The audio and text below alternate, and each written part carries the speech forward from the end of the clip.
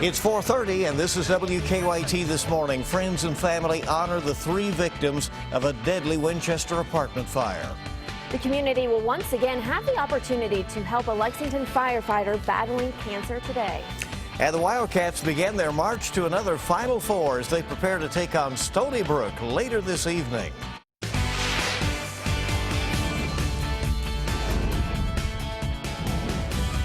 This is WKYT This Morning. Well, good morning and welcome into WKYT. Great to have you with us on Thursday. It is St. Patrick's Day. I'm Bill Bryant. And I'm Michelle Chamberlain. And you know what? It's getting cooler outside, but it was kind of nice.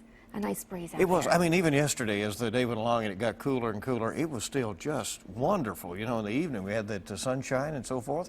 Let's check in with meteorologist Micah Harris. Good morning. Hey, good morning. Yeah, we're going to drop that about 8 degrees for today, 6 to 8 degrees. So it gets a little bit cooler later on this afternoon, even though it's going to be a really nice day. We actually have a little boundary over us at this very moment. It's throwing off cloud cover, maybe even a little sprinkle action going off in Scott County, Owen, and also sitting there in Cynthiana and Harrison County.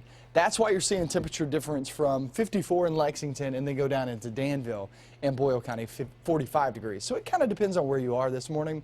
Some are feeling okay. Some are a little bit chilly, especially southbound where you're not seeing that cloud cover. 66 by the afternoon, breezy and mild. We're going to talk all about these dropping temperatures and also that weekend forecast where it gets, once again, pretty interesting. It's coming up. Okay, we'll see it a bit, Micah. Thank you. In the news, dozens of people gathered outside a Winchester apartment building to remember 3 people who were killed in a fire there last week. Yeah, those at the vigil say it gave them a chance to honor the victims and share their memories of them. WKYT's Garrett Weimer talked to the family and friends of those who died. Stay strong in the Lord and the power of His might. Yeah. He will see everyone through this, but we have to have faith. Saying goodbye is never easy. You the strength you need to endure. Saying goodbye to Tina Reynolds, 29, Donald Heisel, 36, Dixie Everman, 71. That's been nothing short of a nightmare. I wish I could tell her, see her again. Lori Hay adopted Tina Reynolds when she was 8 years old. She talked to Tina on the phone 2 nights before the fire. It was the last time they'd ever talk, the last time they'd say, "I love you." I'm thankful that that's the last thing that either one of us said to each other. Despite everything, Hay says she's not mad at Jackie Heisel, the man arrested in connection with the fire. In fact, she says she and her husband sent him a note in jail, letting him know they forgive him. I think he needs to know that because he's going to be in such agony about it, his own loss. And he knew Tina. He was one of her friends in the building. So I need him to know that. A message of peace and forgiveness now shines from her candle, even in the darkness of the past few days. In Winchester, Garrett Weimer. We must pray, Lord, keep me going. WKYT. Now, police charged Jackie Heisel with 3 counts of manslaughter. In an exclusive interview with WKYT on Monday, he apologized for starting the fire while smoking around an oxygen tank. He also said he didn't think he should be charged. The Democratic-controlled Kentucky House has passed a state budget despite objections from Republicans in that chamber. The budget passed 53-0. The 47 Republicans in the House did not vote on the budget in protest. The House's budget restored many of the cuts proposed by Governor Matt Bevin, including cuts he wants for higher education. And it uses surplus money from a state employee health insurance fund to cover state pension debt. The budget now goes to the Republican-controlled Senate. Despite the House passing its budget, Morehead State University is still planning on the higher education funding cuts that the governor has proposed. Last night, the university announced its furlough plan for staff and administrators. They will have to take 5 furlough days, one during each pay period between the end of April and the end of June. As for the full-time faculty, they will receive a non-recurring salary reduction for next school year. That's equal to 5 contract days of pay. State Senator Ralph Alvarado says he has received an apology for an ad that ran against him in a 2014 election. The Republican filed a defamation lawsuit against his opponent in that election, Democrat R.J. Palmer. Senator Alvarado, who is also a doctor, claimed that the ad created the impression that he was running a pill mill. His attorney says Democratic consultant Dale Emmons, who worked with Palmer during the campaign, has written an apology about the ad. Workers at a Central Kentucky animal shelter say they're overwhelmed with cats and they're asking for your help. Lancaster police found 25 cats in a hoarding case at a one-bedroom home. The cats were rescued and brought to the Garrett County Animal Shelter, but shelter workers say they've never had this many cats at one time before, and they need donations to help care for them. We're in huge need of cleaning supplies, liquid Lysol, bleach, dish soap, monetary donations to cover bedding because, as you can tell, some of them are sick and we need to get them bedded, and crates. If you'd like to help, you can visit the animal shelter on Doty Heights Drive in Lancaster. No cats are available for adoption just yet. As for the hoarding case, police do not plan to file charges. Investigators are trying to figure out who damaged dozens of grave sites at a Whitley County cemetery. It happened at the Wolf Pit Cemetery near Corbin. Police say vandals damaged headstones in the cemetery, possibly causing thousands of dollars in damage. One man says his wife's headstone was among those most damaged. He fears that no one saw the vandals because the cemetery is basically in the middle of a forest. My way of thinking, they're not in their right mind. You know, it's anybody to do something like that. Some of the damaged headstones date back to the 1800s. So far, police have not made any arrests in the case. A Magoffin County man has pleaded guilty in connection to a vote buying case. Scott McCarty admitted in federal court that he helped make sure a woman was paid for a vote in the May 2014 primary. He faces up to a year in prison when he's sentenced in May. McCarty also faces charges in another case in which investigators say he and 4 others conspired to buy votes for 2 candidates that same year. The number of confirmed flu cases in Lexington continues to rise. The Fayette County Health Department is reporting 52 confirmed flu cases so far. That's 12 more than just a week ago. The Centers for Disease Control and Prevention reports that widespread flu activity in Kentucky and most other states is going on right now. That is the highest level. The community will once again have a chance to support a Lexington firefighter who is battling cancer. The Nicholasville Fire Department will be cooking up an Irish breakfast at the break room on Manchester Street in Lexington today. All of the proceeds will go to firefighter Matt Logsdon, who is currently battling stage 4 cancer. Brothers in Battle Team Logsdon t-shirts will also be sold. Around 500 people are expected to attend the fundraiser. That's what they're preparing for. It begins at 9 o'clock this morning, and it will run throughout the day. Even though the Cats are away from Rupp Arena, there's still lots of basketball happening there this week. The boys' Sweet 16 state tournament officially got started yesterday. And for fans here in Central Kentucky, the biggest game of the day was the last one, with Dunbar battling Mercer County. WKYT's Monique Blair has reactions from last night's action. This game was neck and neck the entire time up until the very last seconds, but the Dunbar Bulldogs are moving on, a team that has not been to this tournament in 19 years. I'm so nervous. I mean, I'm a wreck. I really am. Cameron Mills played 4 years of basketball at Dunbar High School before he moved on to become a UK star, so he's familiar with tough competition. To have to play a team like Mercer County this early in the bracket, because a lot of people are saying this should be or could be the championship game. Wednesday's Sweet 16 game against Mercer County was the first time the Dunbar Bulldogs have played in the KHSAA tournament since 1997. This is the first time in 19 years we've been back. The school started in 1990. In the first 7 years of the school's existence, we got to this game 3 times, 93, 94, and 97, and haven't been back since. Add to that, this is the only school in Lexington that advanced to this tournament. I feel like the atmosphere this week has been as exciting as Dunbar High School has ever been. More than 900 students and school staff bought tickets to this game. I expect them to go all the way. These boys are so loved at our school. So now that Dunbar will move on in the tournament, Mills says he hopes the team keeps their eyes on the goal. Don't be satisfied with being here. Be satisfied with playing Sunday afternoon. The Dunbar Bulldogs will play again on Friday at 1:30. In Lexington, Monique Blair, WKYT. We'll have full highlights from the game coming up in the next hour of WKYT This Morning. So the stage is set for the UK basketball team as later on this evening they will play in the NCAA tournament against Stony Brook. And Coach John Calipari's team has NCAA experience this year despite having a few freshmen playing important roles in the Cats lineup. UK has fought through adversity and now playing its best ball of the season, which was capped off by the SEC Tournament Championship on Sunday. Nonetheless, the Wildcats are ready to face whoever stands in the way of another Final Four. A little luck of the Irish on this St. Patrick's Day, of course, wouldn't hurt. Tonight's game tips off at around 9:40, a late one tonight, and it can be seen here on WKYT. And for more UK and NCAA tournament coverage, just go to our website, WKYT.com. And you can also check out the WKYT News app, so we're keeping you informed as to what's going on up in Des Moines in this first round. It's fun. St. Patrick's Day, and here we are. I'm glad that it's not a green team that they're playing today. We really would have had a dilemma.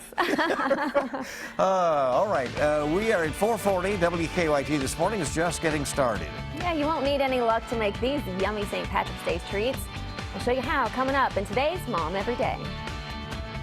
It's all about the temperatures the next few days. We just continue to drop. It's a steady but slow drop. We're going to talk about that forecast off towards your weekend coming up.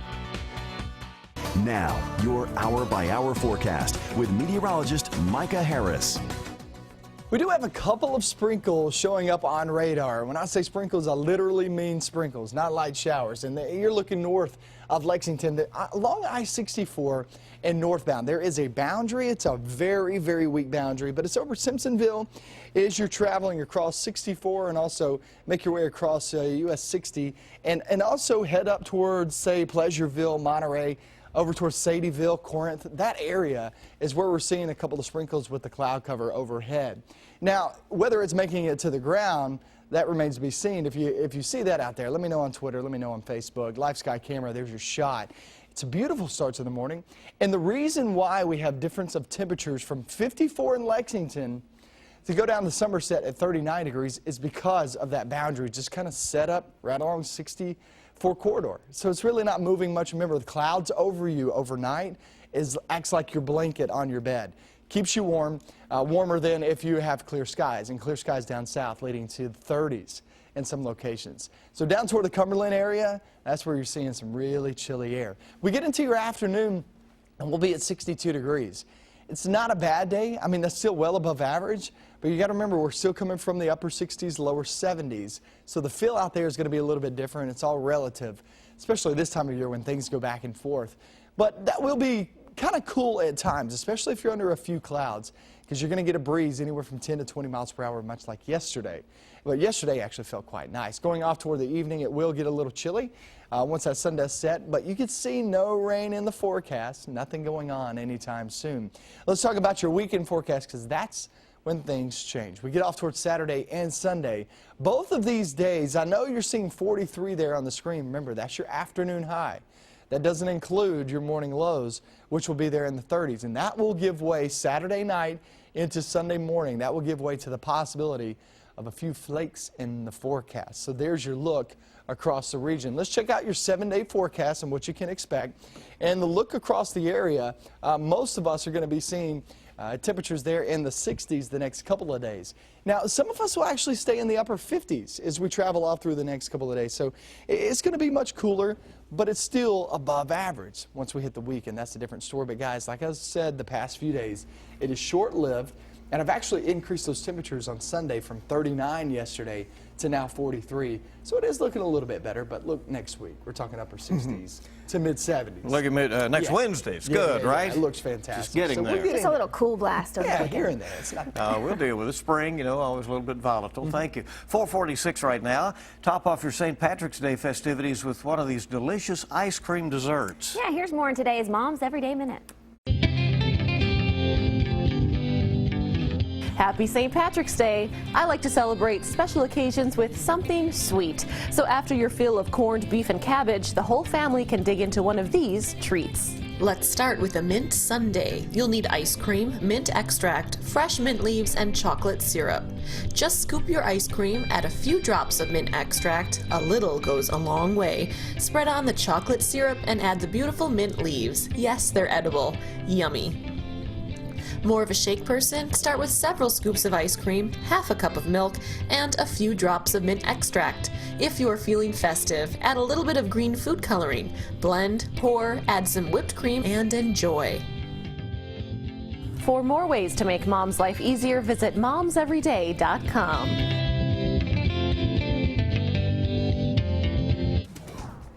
For these tips and more, just go to WKYT.com and click on Moms Every Day. And you'll find the latest news and weather and information about the Wildcats right there on our website as well. Good to have you with us Thursday morning on WKYT with a lot more news on the way. Yeah, Americans are expected to break open their wallets for Easter this year. A closer look after the break. Well, good morning. Welcome back into WKYT this morning, 4:50 now, 10 till 5.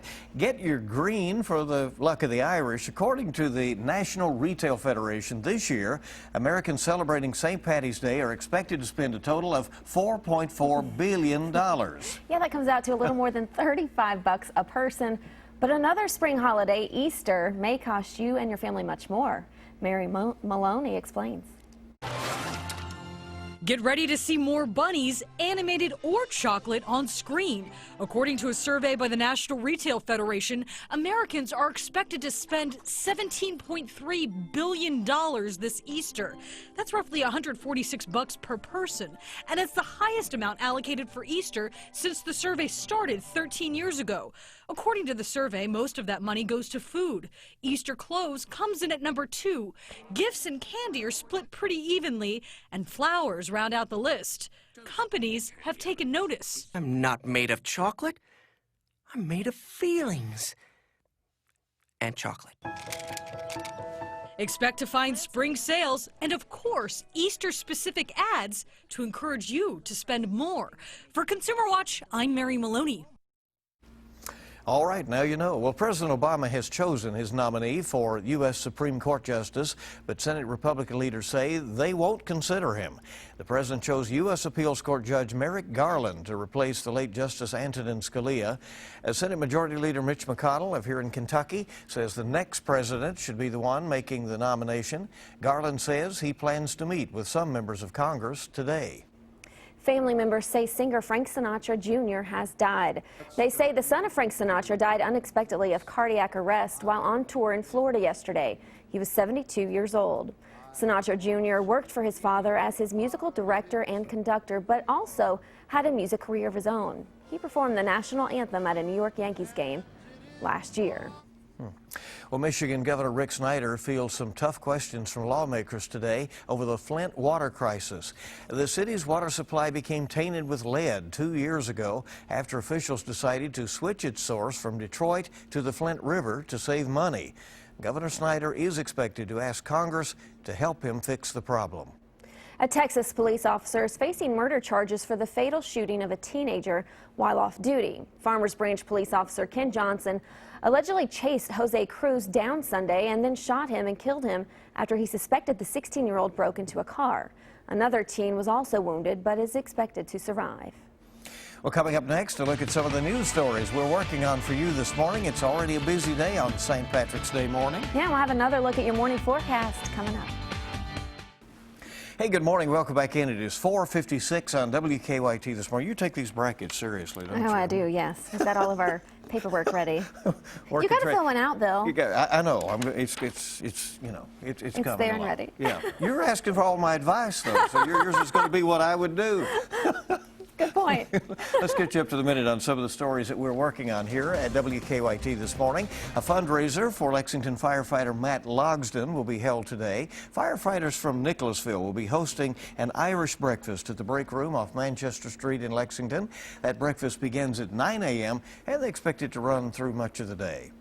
And the Wildcats will begin their run to another Final Four this evening when they take on Stony Brook. The Wildcats had a tough road to the SEC championship, but Coach Cal's guys are playing their best ball.